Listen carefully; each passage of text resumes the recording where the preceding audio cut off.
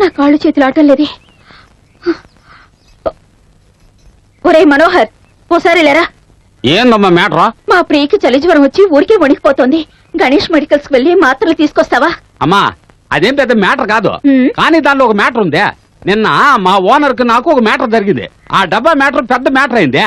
ఏదో తెలియక పిలిచాను, నన్ను వదిలేరా బాబు. వెళ్ళే. చలి జ్వరం ముందు నా మ్యాటర్ నండమ్మా. ఆ మ్యాటర్ పోలీస్ స్టేషన్ వరకు పోయి మ్యాటర్ అయ్యా, ఆ తర్వాత కోర్టు వరకు పోయి మ్యాటర్ అయ్యా, చివరి ఆఖరికి పెద్ద మ్యాటర్ అయి కూర్చుంది. ఈ మ్యాటర్ ఇట్లే పోతా ఉంటే నా మ్యాటర్ ఏం కావాలా? నువ్వు నీ మ్యాటర్. ఆ మ్యాటర్ అర్థం చేసుకోండి. ప్రియకేమైంది? మ్యాటర్ ఏమిటంటే బాబు, అయ్యో వాడితో మాట్లాడి నాకు అంటుకుంది. ప్రియకి చలి జ్వరం, మెడికల్ షాప్ వరకు వెళ్ళొస్తాను.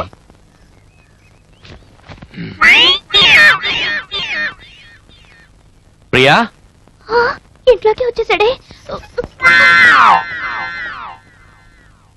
ప్రియా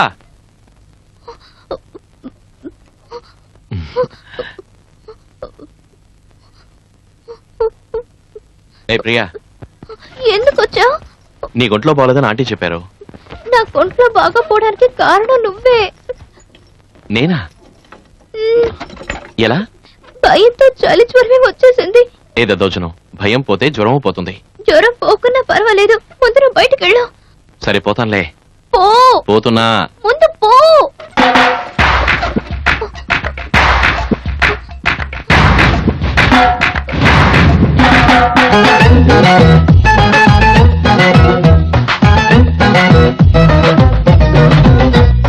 అమ్మా, ఆవిడ మెడికల్ షాప్ కి నువ్వు ఇంకా వెళ్ళలేదా? అవును, ఇంట్లో ఎవరు లేరా? తెలీదు. Priya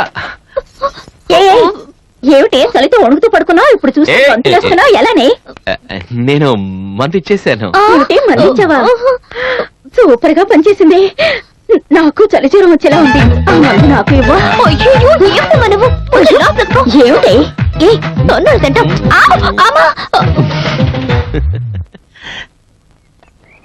good morning. అదే వదిలే. రాజన్ చూసావా? మాట్లాడావా? టెన్షన్ ఉంది, చెప్పు. అది చెప్తే కోపడకూడదు. లేదులే, చెప్పు. చూడండి, నా మీద ఏ తప్పు లేదు. సరే, అందువల్ల నన్ను తప్పుగా అనుకోకూడదు. అయ్యో అనుకోలే, చెప్పి చావు. నేను ఆయన కోసం పైకి వెళ్ళానా, వెళ్ళి చూస్తే ఇల్లు తాళం వేసింది. ఆయన ఊరికి వెళ్ళిపోయారు. ఎప్పుడు వస్తాడట? అది 2, 3, 4, 5, 6 రోజులు అవుతుందట. పర్వాలేదు, ఆయన రాని. అయితే నేను బయలుదేరుతాను. Good morning. ప్రియా, ఏంటి ఇది? ఏ విషయమైనా నువ్వే చూసుకుంటావు కదా, మరి నీ లవ్ విషయం మాత్రం ఆ దద్దోజనం ద్వారా డీల్ చేస్తావేంటి? రాజన్ నువ్వే డైరెక్ట్ గా కలిసి లవ్ చేస్తానని చెప్పొచ్చు కదా.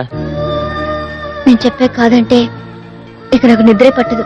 ఈ కాలేజ్ లో ఉన్న మగాళ్ళలో ప్రిన్సిపల్, ప్యూను తప్ప మిగతా వాళ్ళందరూ నీ వెనకాల తిరిగిన వాళ్లే. నువ్వు లవ్ చేస్తున్నానంటే ఎవరు కాదంటారు? రాజా ఊరు నుంచి రాగానే అతనితో మాట్లాడు. ఓకే? ఓకే.